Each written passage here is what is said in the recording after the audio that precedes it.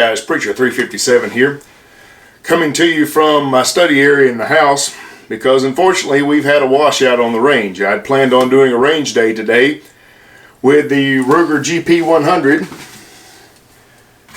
and the Smith & Wesson 686 Plus, doing a range day, a range comparison of the two. Fortunately, I do have some video I shot the other day a little bit that we can use to kind of show you the two as we talk a little bit about it.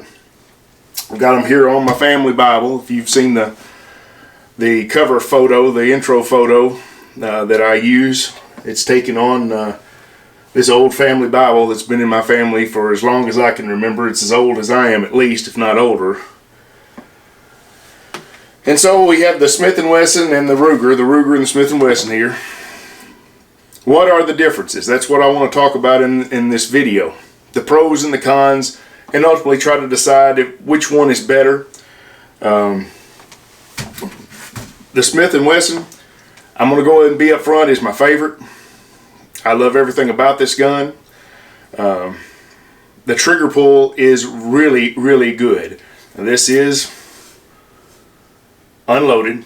These have been safety checked. Both of them are unloaded. They're both completely safe, and I have no ammunition here anywhere close to me that I could accidentally load it with. The Smith & Wesson 686, the trigger on this gun is simply wonderful. The double action is a little heavy at the beginning, just like all Smith & Wessons, but then it's really smooth once you get past that initial stage.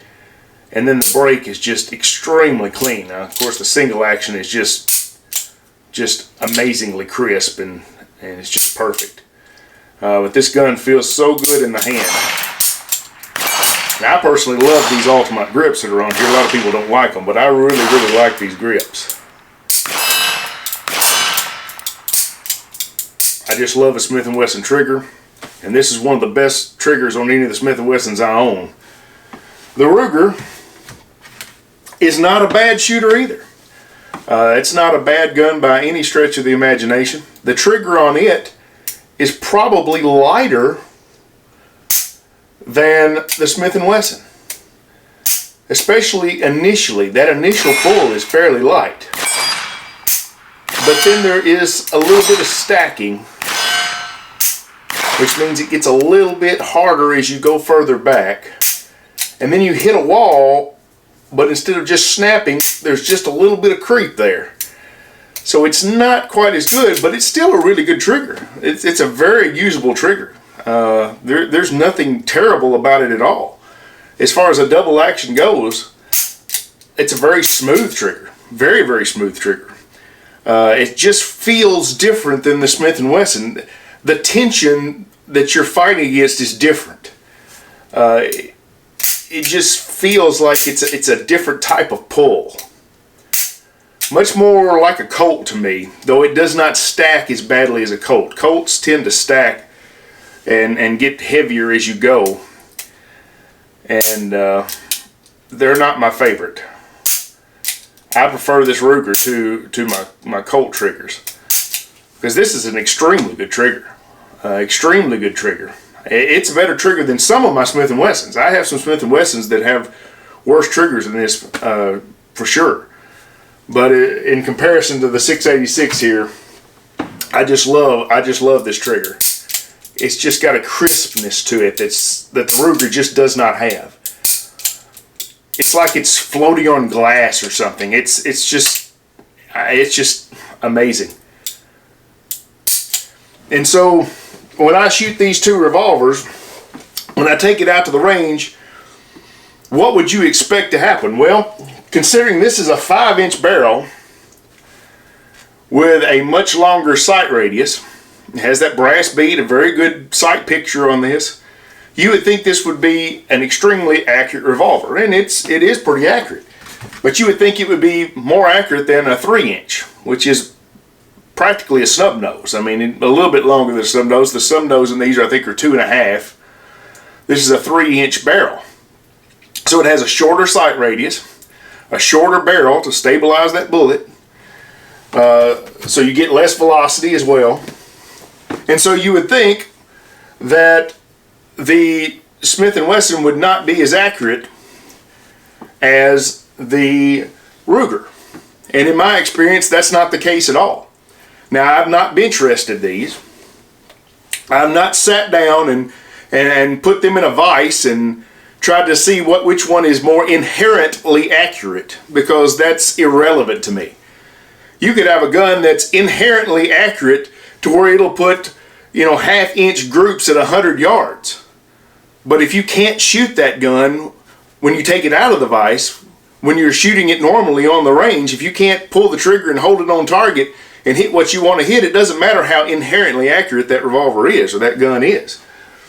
And so, for all I know, this Ruger may be more inherently accurate than the Smith & Wesson. I don't know. But I can shoot the Smith & Wesson better, considering what it is. I can hit better with this one, with the 3-inch barrel generally, than I can with this one, with a 5-inch barrel. And that just goes along with the fact that I like the trigger on the Smith & Wesson better. If you like something better, you tend to be better at it. And that just is human nature, I guess. But it just feels more natural in my hand. And some of that is because I shoot Smith & Wesson a lot more than I shoot Ruger. And I've been shooting Smith & Wessons a lot longer than I've been shooting Rugers. So that has a lot to do with the fact that I can shoot a Smith & Wesson better. There may be Ruger guys out there who only shoot Rugers and rarely ever pick up a Smith & Wesson, and they can't stand a Smith & Wesson trigger. And there are Colt guys that are the same way, that love a Colt trigger and can't stand a Smith & Wesson trigger. But on the range, to me, this one is easier to shoot. It's more accurate than this one is. Now, we're just talking about a matter of small degrees here. I'm not saying I can't shoot this one at all, and I'm just, just always dead on with this one. I missed with this one too. As you'll see, I'm sure some of these videos that I'm putting up on my range day the other day, I was not 100% on the mark at all. I didn't have a very good shooting day at all. But with that said, I had a good time. And that's always the most important thing, is to get out there and enjoy our freedoms and enjoy the rights that we have, because there's a lot of people in the world that don't get to experience the same things that we do. The Second Amendment is great news, and I'm bringing that good news as Preacher 357, and it's great because it means I can have more than one gun. I'm not limited to one gun or two guns or whatever. I can have Rugers, and I can have Smith & Wessons, and I can have Colts, and I can have all kinds of firearms to enjoy because of the Second Amendment, because it guarantees that pre-existent right to us in the United States. At least so far it has. There was a time you never thought that anyone would ever try to take those rights away, but unfortunately there are those who want to do that right now. But I think that pretty much covers up the way I feel about them as far as shooting goes. But let's go out to the shooting, to the cleaning table, in the shop, and really take a good look at them and get an objective view of it. Alright guys, we are now in the shop here at the cleaning table, and I've got both of our guns here. We've looked at how they shoot and some subjective things about them, which ones I like better and how I like the way one shoots versus how another one shoots, the trigger and all of that. But now we're going to do something a little bit more objective in nature. We're going to actually look at how these guns operate, how they're different. If you saw the video where we cleaned the Smith & Wesson Model 686 Plus here, you'll see how we field stripped this gun to clean it. And that's where you really get a difference between the Smith & Wesson and a Ruger or a Colt or a Taurus, because they fairly well break down similarly to a Smith & Wesson. So let's just go ahead and break down the Smith & Wesson again, just like we did yesterday, as though we were going to clean it. No, I'm not going to clean it at this time, but we'll actually look at how it looks when it's broken down again. I'll just go ahead and take it apart. I never unscrew that enough, do I? Pull that off. We'll go ahead and get the grips off. I love these grips. Some people don't like them and they change them out after they buy them. But I really like these grips though. These grips are really what drew me to this gun several years ago. This was a Talo Special Edition Smith & Wesson. Though Smith & Wesson is no longer producing these through Talo distributors, they produce them on their own now. It's the same gun, but at the time when I bought this, it was a Talo exclusive. And I loved those grips. I even took a picture when I first saw it at the gun store because I was just blown away by the look of this gun. It's the first time I'd seen one of them. And I just fell in love with it immediately. And I took a picture and texted it to my wife and said, hey, I've got to have this gun. And she was just so supportive. You know I'm joking there. She really didn't see it looked any different than any other gun I had. But obviously to me, it was beautiful. So I felt like I needed to have it. So I bought this gun, and it's quickly become my favorite shooter. You know, it's not my favorite gun. Here's Smitty right here. Make sure you see Smitty. I've got Smitty with me. This is my favorite gun. Smitty's my favorite. Always will be my favorite. But he's not my favorite to shoot. Sorry, Smitty, but you're just not fun to shoot the way this one is. Just not quite as good to shoot. You got a small grip on you. You got a small sight radius. Your sights are pretty minimalistic there. You're great for carry. You're light. But, you know, you pack a little bit of a recoil to you. You got some wallop to you in your hand here. And even though you're only shooting 38 special, you recoil more than this one does with 357. So, sorry, Smitty. I just enjoy shooting the 686 more than I do Smitty. But Smitty's my favorite gun, but this is my favorite shooter. I love the trigger. I love everything about this gun, the way it shoots. But now where you've got that side plate screw off, so we'll open the cylinder and you just pull it out, and the gun is field stripped. That's all you have to do now to actually clean this gun and to get access to everything that you need to clean for a regular cleaning. Now, if you want to do a detailed cleaning where you really go through and clean everything, which I did not long ago, then you have to do a little bit more. And then that's where the Ruger and the Smith & Wesson really start to differ in some of these regards. But that's very simple. If I want to clean this Smith & Wesson, that's all I have to do to pull it apart to clean it. That's not hard. That's not much to it. It's very simple. However, if I'm going to strip down this Ruger here, the same as I just did this, to the same level at least, I have to go through some different procedures. So let's go ahead and do that now. We'll get the grips off of our Ruger here, off of our GP100. This is a special edition.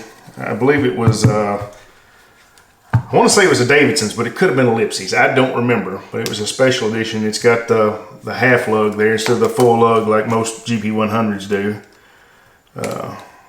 It's got the brass bead front sight. This does not want to come out for me. Come on now.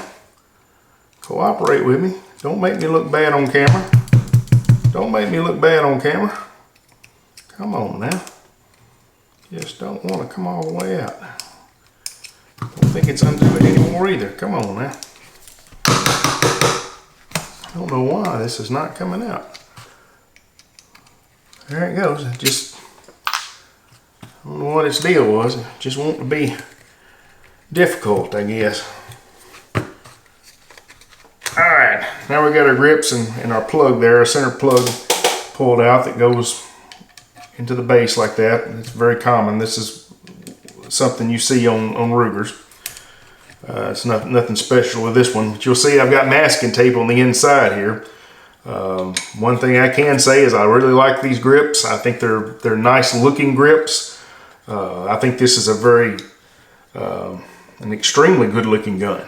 I was very pleased when I got a good deal on this gun and was able to pick this one up, but the grips did not fit very well, and they would jiggle around a little bit. You could hear them, and so I put some masking tape on the inside to give me a little bit better fit, which is a shame. I mean, this is not a cheap gun, but if that's the worst thing about it, then I'm not going to complain too much. It was a pretty easy fix, but that's why you see the masking tape there. All right, now you'll see something very different here about the Smith & Wesson and the Ruger. This has a full grip frame here. This one doesn't. That looks very different, doesn't it? And so this is where we're really starting to see the Ruger and the Smith & Wesson differ. Also, you'll notice this has a coil spring, whereas this has a leaf spring. So they have two different types of hammer spring systems. This is what gives your tension to the hammer and what provides the energy for the hammer to go forward and strike the firing pin and propel it into the cartridge, into the primer to set it off and cause the round to go off. And so they have two different systems here. Smith & Wesson uses a leaf spring on their larger revolvers. Smitty, the J-frames, like him, if I were to pull him apart, you'd find there was a coil spring in Smitty. You just have to be different, I guess. But their bigger revolvers have these leaf springs instead. Which is better? Well, I think the leaf spring system is better myself because it adds to the way the trigger pull is. I like the way it is with the trigger versus the coil spring. It's a different type of tension that you get with the two different types of springs, and I prefer the way a Smith & Wesson trigger feels. So I'm going to say I like the leaf spring better, but they both work. I mean, you can't fault either design. They're both more than adequate for the job. And so that's one difference we see is the different types of springs that they use here. All right, next off, we've got to break this down further. Well, how do we do that? Well, with the Smith & Wesson, we just pulled one screw off, and then we were able to pull the whole cylinder out. With this Ruger, it's totally different. We've got to pull this hammer spring assembly out. And to do that, we've got to stick something through the back here, if you can see that. Right there on the back, there's a little hole that goes in here, and there is a plunger right here that has to be pushed in order to get the trigger pack, the trigger assembly, pulled away. And then we also have to pull the hammer out after we get this assembly out. So I've got a punch here, and I'm going to go through this difficult process of doing this. Also, I've got this little Allen key here, and what I'm using this for is to capture the spring after I get the tension off of it. A lot of the Rugers will actually come with a little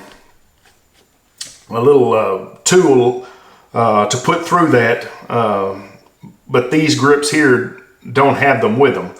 The older grips for the GP100s actually had a slot in here that you would stick that in, but these grips do not have that. So I've got an Allen wrench I'm going to use. If it came with one of those little pins, I don't know what happened to it. I never even remember seeing it. So what we'll do is we'll cock the hammer, and that pushes this back, and you can see there's a little hole right here. And so what I'll do is I'll stick this through that hole, and then we'll pull our trigger, and that captures that spring and relieves the tension.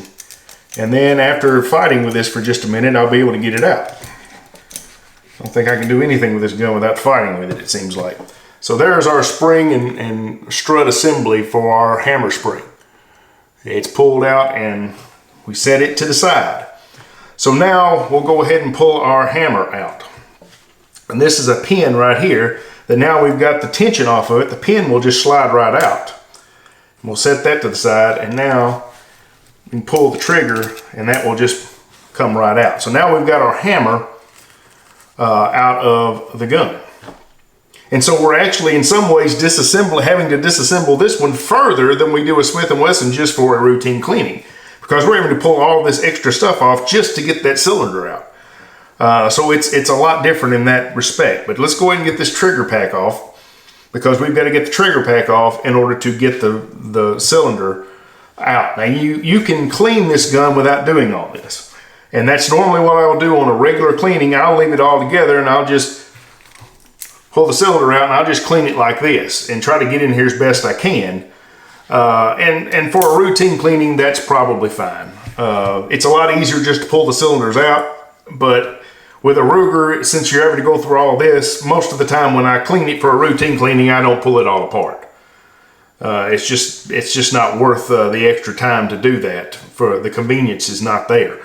so I don't do it. Whereas with the Smith & Wesson, every time I pull the cylinder out, I pull the crane or the yoke, as they call it, apart and field strip it just like this every single time. But with a Ruger, most of the time I just leave everything on and open the cylinder and I just clean it this way. It's just more convenient to do it that way. But let's go ahead and get this Ruger apart here. And we'll push, there's a plunger right in here. You can, I don't know if you can see in there. I can get it to where you can see that little plunger in there. It's hard to see, I'm sure. But I'm gonna push through this hole in the back and try to get this plunger pushed far enough in that we can drop that trigger pack down. Okay, you see it's dropped down some now. All right. Now then, I'll try to get a screwdriver in here to pull it the rest of the way out and to get that plunger, because the plunger's still really tight. All right. I try to get that plunger pushed in enough to get it out. If you haven't realized yet, this is a lot more trouble than a Smith & Wesson. There we go. Now the trigger pack is out. Now this will simply come off. However, you'll notice that the cylinder and the crane on the Smith & Wesson just come right apart. No problem. You can take them apart. I can clean this. I can lubricate it. No problem whatsoever. Here I can't do that. I can't pull it apart that way. It's designed completely differently. So even when I take this gun apart to this level, usually this is as far as I go when I just clean it like this. However, if you want to get the crane, as they call it a crane, Smith & Wesson calls it a yoke. If you want to get the crane separated and the ejector rod here taken apart, which is different than on Smith & Wesson, the ejector rod on a Smith & Wesson is part of the cylinder here and is reverse threaded, and they have tools to unthread these. I wouldn't recommend trying to do it with a pair of pliers. If you're going to do it with something other than the tool designed for it, usually you need some vices, and you want to put some sort of leather or something in the vise to not mar the finish in the process. And you've got to be very careful not to warp these as well. So normally I don't take these apart unless I just absolutely have to. It's not worth it, and generally you don't have to on these guns.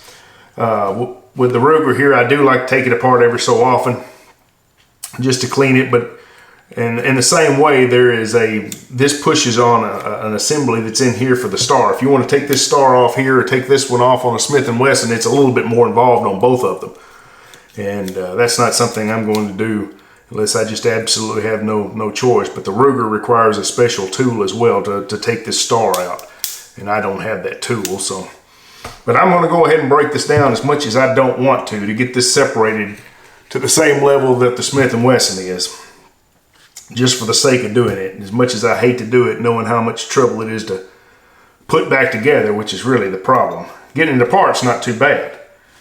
Getting it back together is a pain. All right, we'll get one punch in here, and I'll get another punch from this side, maybe. Well, I said I was going to.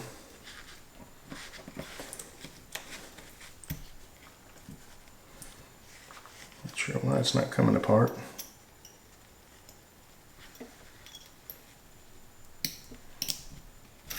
There it goes. It's being stubborn. But now I've got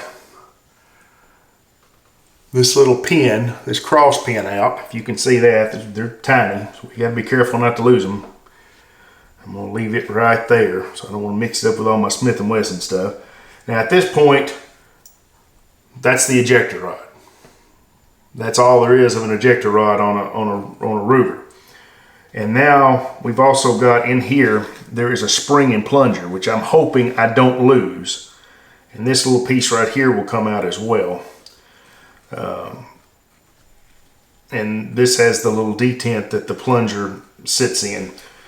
So this at this point will come out. And now we've got the Ruger field strip to the same level the Smith & Wesson is, but in some ways it's stripped even further, obviously. And so you see the difference. And when I talked about the Ruger being modular, I think you can see what I'm talking about. This trigger pack is like a module that just sits in the base here, and it has all of these elements in it. Like pretty much the entirety of the action of the Ruger is contained right here. This is pretty much everything that works a Ruger revolver. The lock work. This is the entirety of it. And that's greatly different than a Smith & Wesson. On our trigger pack here, this is our cylinder stop right here. This is what goes into the cylinder here. These little divots in here. It stops it. This is your pawl. Some people call them hands as well. And this is what goes into these ratchets here on the cylinder. And when you pull the trigger, this goes up. And when this goes up, it rotates the cylinder around. That's your pawl right there.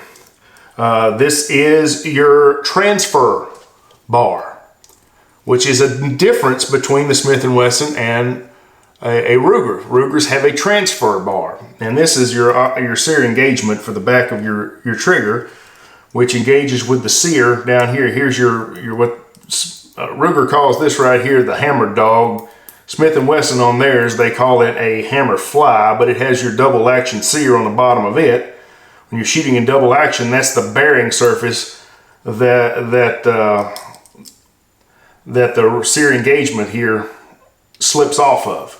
And for single action, it's this little tiny lip here, right there on the edge of that. I don't know if anybody can see that from here or not, but there's a little tiny lip right here, and that's what holds the trigger back if you cock the hammer back, if you cock the hammer all the way back. Just that little bitty tiny ledge right there. I mean, it's so tiny. But that's what holds it back. So that when I was talking about a double action, single action sears in the last video, that's what I was talking about. That the 642, the Smith & Wesson, Smitty, as I affectionately call him, does not have a single action sear. It's a double action only revolver. It only has the double action sear. You cannot, even if you could get a hold of the hammer, you couldn't cock it back and have it sit locked back like these will, because there is no single action sear for it to catch on. And so this is the lock work for a Ruger that works the action of the revolver. Now, if we're going to look at a Smith & Wesson, we might as well go ahead and do that and compare the two and see how much different they are. In some ways, the Ruger is much more complicated to just break down to clean for a full cleaning than the Smith & Wesson, but it's much simpler in its design in some ways, being modular and the whole action being contained right here in these two little things here. For the Smith & Wesson, what you have to do is you have to take all the screws. We've already taken the yoke screw out. There are two more screws that you have to pull out here on this side plate. And so we'll pull this side plate off.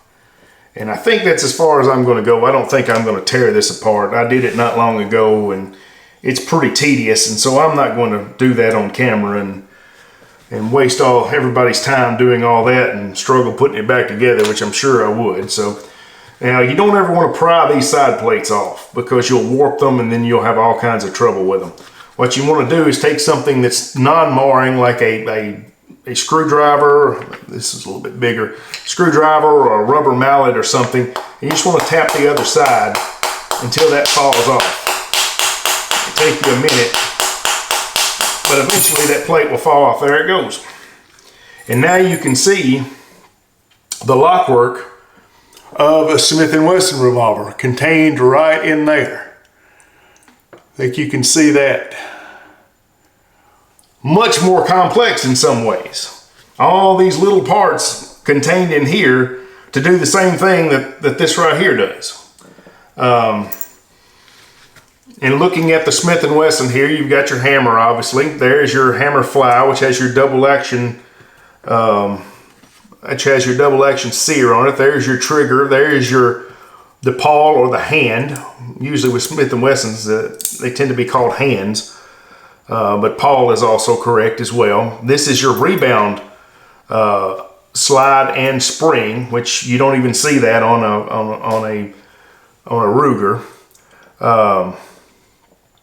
And so you have all of these. You have your slide release, your slide assembly right there. I mean, your cylinder assembly release right there, which you can see blocks the hammer until it's in a back position, which is what the cylinder would do. It would push that back and push it back out of the way, so the hammer, if you have the cylinder out, you cannot pull the trigger on a Smith & Wesson. If the cylinder is out, you can't pull the trigger on a Smith & Wesson. It's got a safety system there that won't let you do that.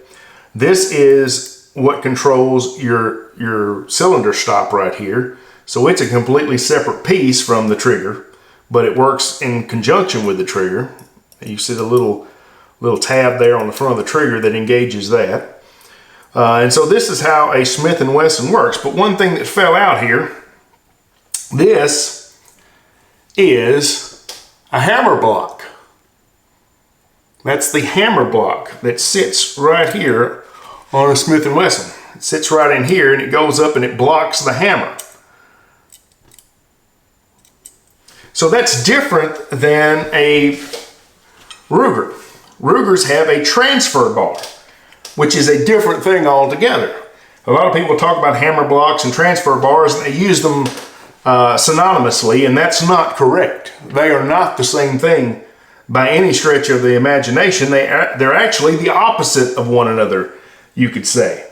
A hammer block gets in the way so the hammer can't hit the firing pin. And on these, there's a floating firing pin in here. When you cock the Smith & Wesson back, if you can see down in here, there is a little plunger in the frame right there. That plunger has the firing pin on the front of it. And the trigger then comes and hits that plunger and knocks it through this front hole to engage the primer. And so that block prevents the hammer from falling and hitting it. A transfer bar is different.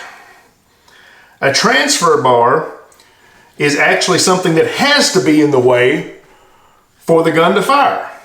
You can see the way the hammer is designed on the Ruger here. It has a lip at the top here, which means it's going to hit into the frame here and not make contact with the plunger.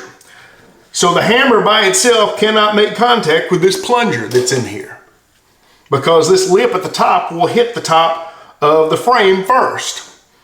The only way that plunger can be hit is if the transfer bar is up and in the way, so that when the hammer comes down, it hits the transfer bar and hits the transfer bar and knocks the transfer bar into the plunger, and then the firing pin goes into the primer. So that transfer bar has to be there. If the transfer bar is not there, this top lip is going to hit the frame. If the transfer bar is there, the hammer is going to hit the transfer bar and knock the transfer bar into the plunger, which will engage the firing pin and knock it into the primer and set the round off, and the gun will fire. And so a hammer block and a transfer bar are two different things, and in fact they're pretty much the opposite. One has to be, if one's there, it's in the way, you can't fire, and the other one won't fire unless it is in the way. So that's the difference between the two as far as how they work. So let me start assembling these back together. I think I've talked about all that I really need to talk about with regard to the differences between the two. Obviously, the other thing is the cylinder release on the Ruger is still into the frame here. There's a little screw right up under here that there's really no reason to ever take that off as far as I'm concerned. And so I never take that off, whereas with the Smith & Wesson, you just unscrew the screw and take it off, and I take it off every time I clean it. So that is another difference. But let's go ahead and put the Smith & Wesson back together. And we'll set the hammer block back in there on the tab that's on the rebound slide. And we'll put the side plate back on. One reason these firearms are so different, one reason why this one is, it's very inventive. I mean, it's very simple, even though it's a pain in the rear end to take apart. One of the biggest differences between them, the reason when you see that difference, I guess is what I'm saying, is the age. This system here was designed by Ruger and was first marketed in their first double action revolver, which was their Security 6, which was the predecessor to the GP100. It was basically the same gun, just not quite as beefy, a little bit smaller gun. Roughly the equivalent of a Smith & Wesson K-frame, whereas this one is the equivalent of the L-frame, which is what we have here. Smith & Wesson has a J-frame. They used to have an I-frame, but that hasn't been around in about 60 years. But they've got a J-frame. They've got a K-frame, which is their mid-size frame. This is the L-frame, which is a medium-large. Then they have an N-frame, and the N-frame is their large revolver, like their 44 Magnums, 45 Colts. They also make a 357 that's in an N-frame, and whereas an L-frame 357 has 7 rounds, the N-frame has 8. Whereas the J-frame has 5, and the K-frame has 6. So that shows you the different capacities available in the different frame sizes. But this design here, this lock work that you see here in this Smith & Wesson, is a design that's well over 100 years old, going back to the late 1800s. The first of these type of revolvers that Smith & Wesson marketed was, I think, 1898, 1899, was the 38 hand ejector, also known as the M&P. No, not the M&P semi-auto weapon that you have on the market now, which is a polymer framed semi-automatic 9mm or 40 or 45, or even 10mm now. But no, we're not talking about that kind of M&P. We're talking about the original M&P. Smith & Wesson has been using that moniker for a very, very long time now. But that came out in 1898 or 1899, in that range. And this is basically the same exact system that hand ejector in 1888, 1889 had. It's the same system. They've changed their guns up some. They've added some things that are better. They've added the hammer block that wasn't on the original. They've beefed up the guns. They've made different sizes of guns, but they're all basically the same thing, other than the J-frames, which use the different type of hammer spring. But even beyond that, they're almost the same regard, besides that. So, this is a very old design. This is a much newer design. This is about 50 years old. This is 120 years old. And there's your differences. So, I'm going to put the Smith & Wesson back together here. There used to be, on the older guns, there used to be a side plate screw here. The ones now only have 3, but previous to that, there was 4. Now there's a little tab here that you put up underneath the top here, whereas used to be there was a screw up there as well. And then before that, there was also a, there was a screw at the front as well at the front of the trigger guard. And that actually got taken away. They got rid of that, I think, in the early 60s, 62, I believe. They got rid of the top screw in 55. And so sometimes you'll hear Smith & Wesson revolvers, they'll talk about one being a 4 screw. That means it was basically made somewhere between 55 and 62. Or if they're talking about a 5 screw, that means it was made before 55. But all the modern ones just have 3 screws now. So we'll try to get this plate back in here.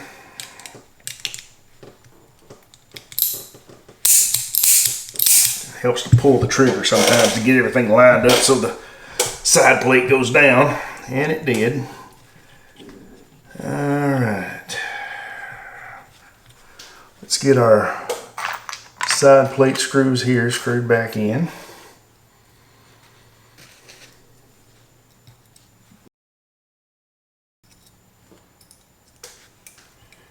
Get those screwed in here.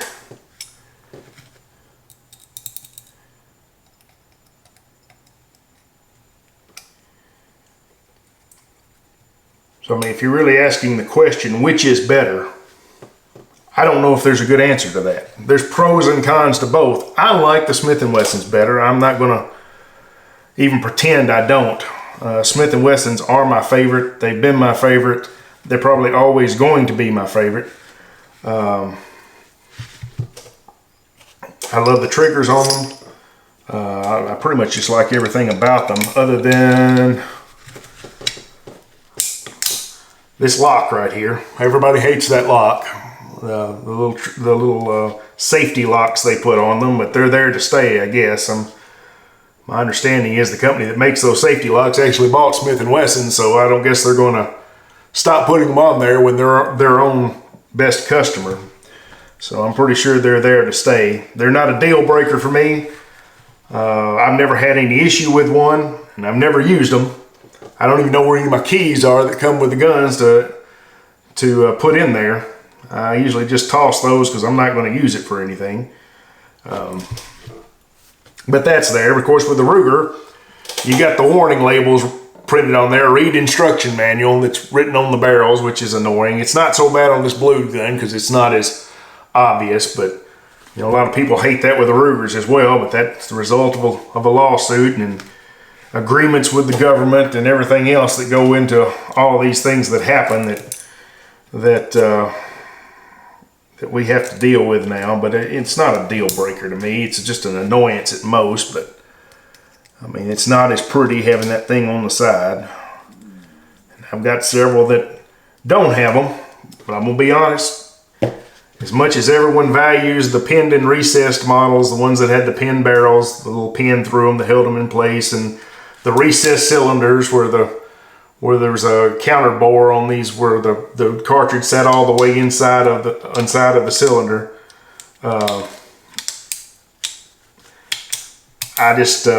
This is my favorite Smith & Wesson to shoot. I mean, the trigger on this one's better than any of my old Smith & Wessons, and I've got several that are older models.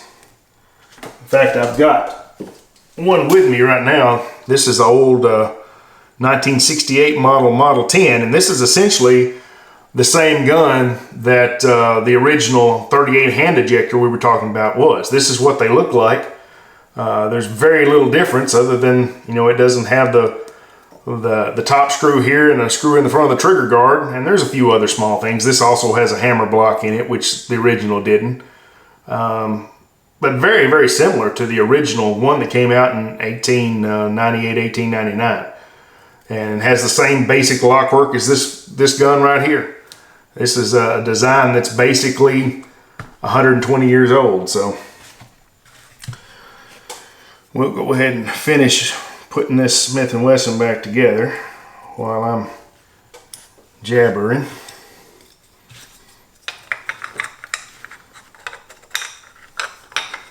But these are just wonderful inventions.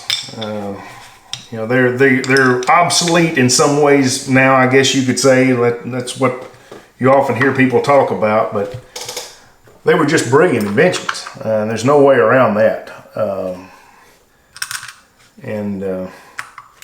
I'm still amazed every time I open them up and look at them at the designs, especially when I realize that this came out in the late 1800s, you know, when this was designed back then, just how brilliant it is.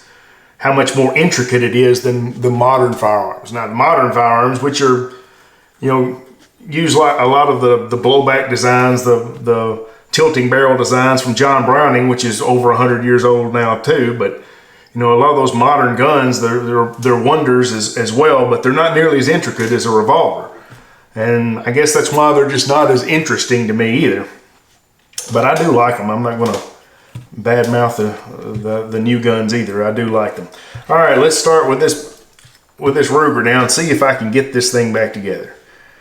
All right, here is our crane assembly. All right, we got to get that back in there.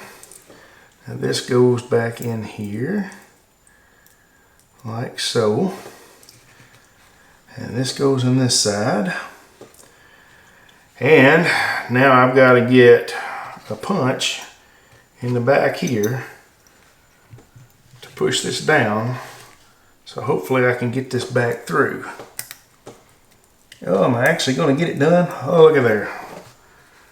Sometimes I have struggled mightily with that, but there she is. She's back together now. So now I can just go ahead and put this back in the frame and just lock that up and just leave it there. I don't need to mess with it again. All right, next I will start putting this back together here. And we'll stick this back up in here, making sure we lock that. There's a little tab that goes in the front there, so the front has to be locked in first. Make sure our hand and our transfer bar are in the right spots here. We'll get a look down in there with a little flashlight. And it looks like where they're where they need to be, so I just need to get this pushed back in now.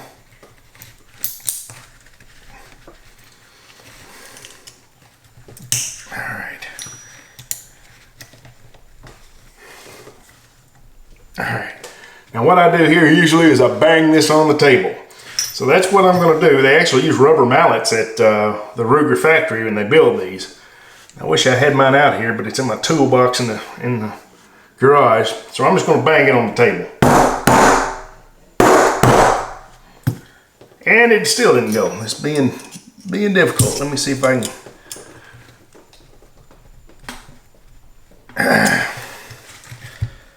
Everything's where it's supposed to be, isn't it? Well, maybe not. Let me start from scratch here. Apparently my hand had gotten out of whack, or my transfer bar had gotten out of whack. Is why it didn't go in. Alright, put the transfer bar back into the slot there. Let's feed them back through here again.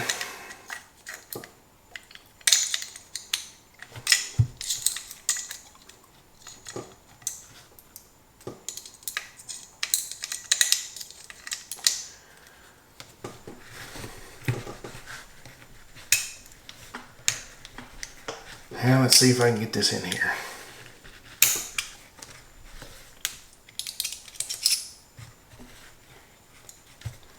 Looks like the transfer bar's in the right spot now.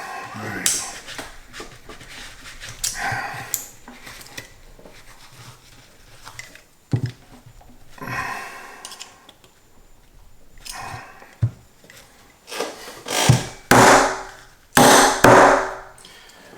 There we go.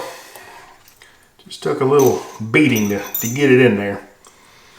But it snapped back into place, and so now, in order to get the trigger in, all we got to do is just pull the trigger back, the hammer in, pull the trigger back. And this is supposed to just sit down in there, and let's see if it actually will.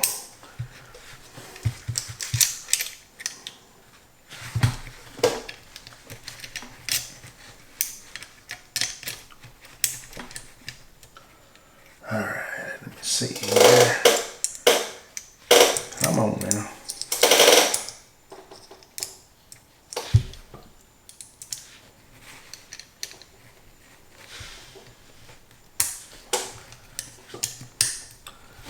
Alright. Alright, that pin is back in now, holding the trigger in place. But that's not right, is it? That's not right. Try that one more time.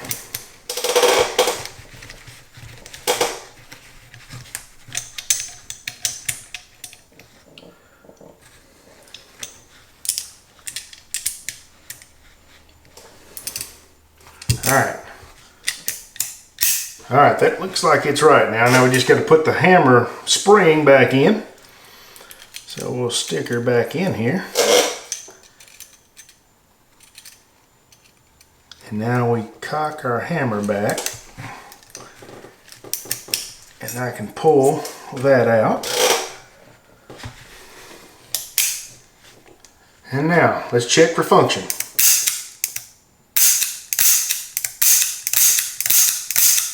is working. And the Smith & Wesson, it is working as well. So we'll put our grips back on here.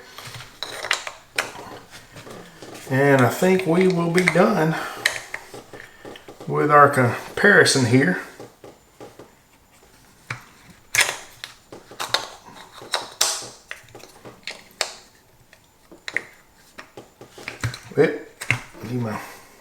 I almost forgot.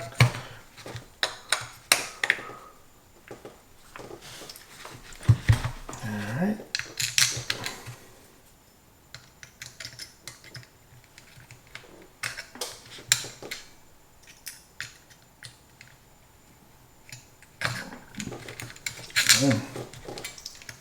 There it goes.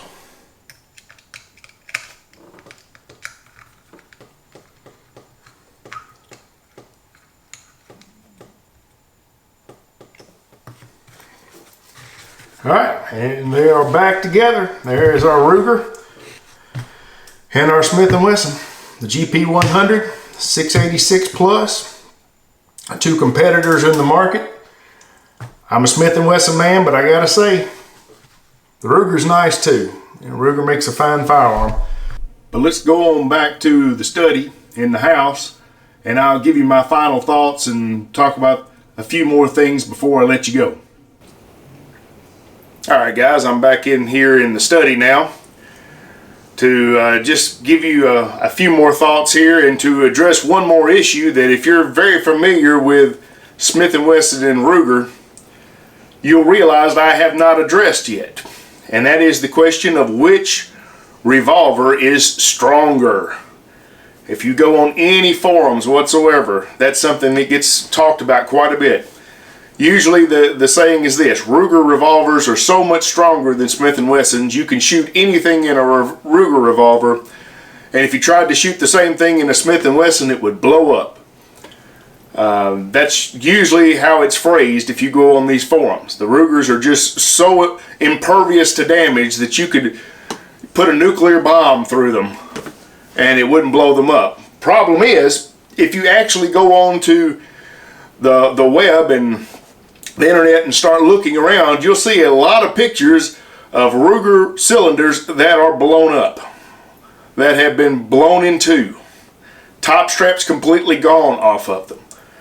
And I think that has a lot to do with the fact that there's this misinformation going around that Rugers are indestructible. That's simply not the case. But in order to explain the difference between the Smith & Wesson and the Ruger, and to talk about which one is stronger, I had to go through everything that we went through at the tabletop, at the cleaning table, because that really gives you the understanding of why these two revolvers are different with regard to strength. First off, what we have to understand is that Ruger and Smith & Wesson use different types of steel. The Smith & Wesson uses a forged stainless steel. Ruger uses a cast steel. Now there's a difference between forged and cast. And I'm not going to go into detail about the difference between them, just to say this: cast steel is not as strong as forged steel. Plain and simple. All other things being equal. Now obviously there are things like heat treatment that go into that as well. If you have forged steel that's not properly heat treated, it's not going to be as strong as a properly heat treated cast steel would be. But both Smith & Wesson and Ruger do excellent heat treating on their steel, on their guns. So that's not an issue. And as far as cast steel goes, Ruger is probably the best steel casting company in the entire world. In fact, my understanding is they do steel casting for more industries than just guns. They actually outsource steel to other industries because they are such a worldwide name in steel casting. And they make excellent cast steel. And so when I say that forged steel is stronger, that's true. But it's not by a lot. I've seen some different figures, but cast steel is 90-something% as strong as forged, and it's upper 90s, I believe. So it's not much difference from what I have read, but there is a little bit of difference. And so the Ruger steel is not as strong as the Smith & Wesson steel. Well, then why does everyone think that Rugers are stronger revolvers? Well, that has to do with the construction that we talked about. You remember the Smith & Wesson, in order to get to the internals, you pull a side plate off the side right here. Well, what happens is when you install a side plate in the frame, that is a fundamental weak point in that frame. Because even though this fills that void and the screws hold it in place, there's still a little bit of flex there. That's not solid. You know, those screws are not going to give it the rigidity that just a solid piece of steel would. The Ruger, on the other hand, as we talked about it being modular and the trigger just coming out the bottom here, the whole pack coming off, and everything else is one solid piece, which makes the frame much more rigid. And so, if we were talking about which revolver is stronger, well, because of the steel, the Smith & Wesson has stronger steel. Because of the frame manufacturing, the Ruger has a more rigid frame. And so the weak point on a Smith & Wesson is the frame. Since the steel in a Ruger is not as strong as the steel in a Smith & Wesson, the weak point on a Ruger then is the cylinder. This is your weak point. Because if you were to look at the cylinders of a GP100 and a 686, if you look at the specs online, you can look it up, they're practically the same. The same size cylinders, which means they have the same amount of steel, and yet the Smith & Wesson has forged steel and the Ruger has cast steel. And so what you find is there are a lot of loads out there that will say not to shoot in a Smith & Wesson, only shoot in a Ruger. And there's two reasons for that. Number one, some of the Ruger only loads are made for the big bores, such as the 44 Magnum Rugers. And the 44 Magnum Rugers, Ruger makes their cylinders on those guns longer. They're longer this way than a Smith & Wesson is, which means you can load a heavier bullet with more lead without having to push it too deep and overcharge the cartridge. And so you can have some loads that are longer in those big bore cartridges and will fit in a Ruger but will not fit in a Smith & Wesson. And so that's one reason. The other reason is, in these big bore Magnum cartridges, even if the cylinder can withstand the pressure, what happens is you have a twisting force. When that bullet is ignited and it comes out the front and you get that recoil, that force of recoil creates a twisting motion. That bullet is spinning and it creates a twisting force.